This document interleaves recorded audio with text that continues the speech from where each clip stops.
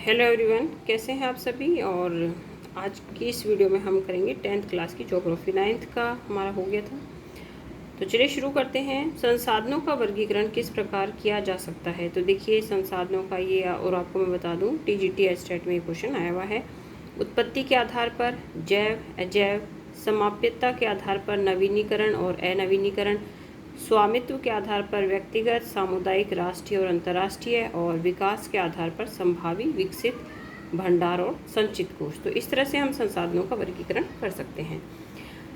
Next है, अंतर्राष्ट्रीय न्यायालय तट रेखा से 200 समुद्री मील की दूरी पर से परे खुले महासागर पर अंतर्राष्ट्रीय संस्थाएं नियंत्रण करती हैं। तो ये क्या कह रहा है कि तट रेखा है, उससे 200 मील समुद्र की दूरी जो है वहाँ पे अंतर्राष्ट्रीय संस्थाएं जो है वो इनका संसाधनों का नियंत्रण करती हैं। भारत के पास अपवर्जक अधिकार क्षेत्र से दूर हिंद महासागर की तलहटी से किस खनिज के खनन का अधिकार है। तो देखो मैग्नीज की ग्रंथियां जो हैं हिंद महासागर में वो भारत के अधिकार क्षेत्र में हैं। भंडार संसाधन होते हैं वे पदार्थ जो मानव की आवश्यकताओं की पूर्ति कर सकते हैं परंतु तकनीकी के अभाव के कारण पहुंच से बाहर होते हैं, उन्हें कहते हैं भंडार संसाधन। नेक्स्ट है, प्रथम अंतर्राष्ट्रीय पृथ्वी सम्मेलन हुआ। बहुत बार इवन ये CTET का जो एग्ज़ाम होता है उसमें भी क्वेश्चन आया हुआ है। तो 1992 में रियो डी जनेरिया ब्राज़ील में है। 100 से अधिक राष्ट्र अध्यक्षों ने इसमें भाग लिया। जो प्रथम अंतर्राष्ट्रीय पृथ्वी सम्मेलन हुआ था उसकी यहाँ पे पूरी। नेक्स्ट है, एजेंडा 21 तैयार किया गया सतत पोषणीय विकास के लिए।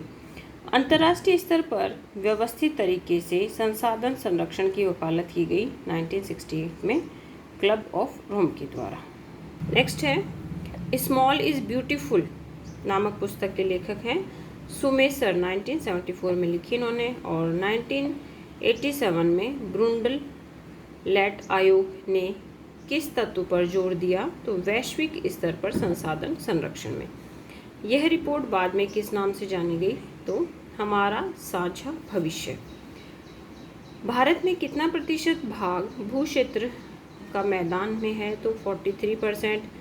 पर्वत कितने भाग पर हैं 30%, और पठारी हिस्सा कितना है भारत का 27%। तो देखिए इंपॉर्टेंट डाटा है, तो हमें याद होना चाहिए कि भू क्षेत्र 43 और पर्वत 30 और पठारी 27, तो 43, 30 और 27।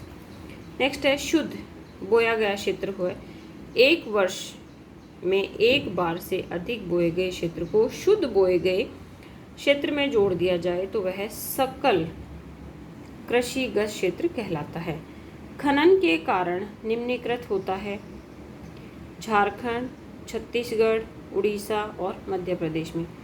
पशुचारण से निम्नीकरण कहाँ होता है। तो गुजरात, राजस्थान, मध्य प्रदेश और महाराष्ट्र।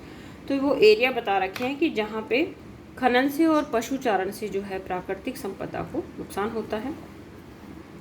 अधिक सिंचाई से निम्नीकरण होता है। ज़्यादा सिंचाई कहाँ है, पंजाब, हरियाणा और पश्चिमी उत्तर प्रदेश। फिर है बांगर। बांगर क्या होता है, देखिए बच्चों ये भी एग्जाम में क्वेश्चन आया हुआ है। तो बांगर होता है पुराना जलोढ़। मृदा में कंकर ग्रंथियों की मात्रा ज़्यादा होती है, और नया जलोढ़ जो होता है वो कहलाता है खादर। तो बांगर और खादर के नाम से भी आता है। तो खादर का मतलब है जो नया है, ठीक है। और इसमें क्या होते हैं, मिट्टी के महीन कण होते हैं। फिर नेक्स्ट है काली मृदा।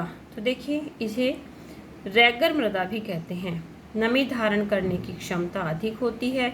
कैल्शियम कार्बोनेट, मैग्नीशियम, पोटाश और चूने जैसे पौष्टिक तत्व जो है इसमें होते हैं। फिर है लाल और पीली मिट्टी। रवेदार आग्नेय चट्टानों पर कम वर्षा के कारण विकसित होती है, और पीला रंग एक जलयोजन के कारण होता है। फिर है लेटराइट। ग्रीक शब्द लेटर से बनी है जिसका अर्थ होता है ईंट। यह मृदा उच्च तापमान पर अत्यधिक वर्षा वाले क्षेत्रों में विकसित होती है कि तापमान अधिक हो और वर्षा भी अधिक हो। लेटराइट मृदा बनती है अत्यधिक वर्षा के निक्षालन द्वारा। यह मृदा पाई जाती है केरल, कर्नाटक, तमिलनाडु, मध्य प्रदेश, उड़ीसा और असम। एक बार काली मिट्टी के ऊपर क्वेश्चन आया हुआ था। फिर है, यह किस फसल के लिए उपयोगी होती है? तो देखिए काजू के लिए होती है। कौन सी मिट्टी? लेटराइट मिट्टी। फिर है, वन मृदा होती है अधिशिलिक तथा ह्यूमरस रहित होती है। उत्खाद भूमि किसे कहते हैं? ये एसिडिक होती है। और उत्खाद क्या? बहता हुआ जल मृत्तिका युक्त मृदाओं को काटते हुए गहरी वाहिकाएं बनाता है, जिन्हें अवनालिकाएं कहते हैं। ऐसी भूमि जोतने योग्य नहीं होती है और इसे उत्खाद भूमि या बेडलैंड कहते हैं। नेक्स्ट है, चंबल बेसिन में ऐसी भूमि को कहते हैं खड्ड भूमि। तो आज की वीडियो बच्चों यहीं समाप्त करते हैं और ये बहुत ही इंपॉर्टेंट क्वेश्चन है। आप लोग साथ साथ में नोट्स बनाते चाहें और डेली जो है रिवीजन करें, तभी ये क्वेश्चन जो है हमारे पक्के होंगे। और मेरी वीडियो देखने के लिए आप सभी का धन्यवाद।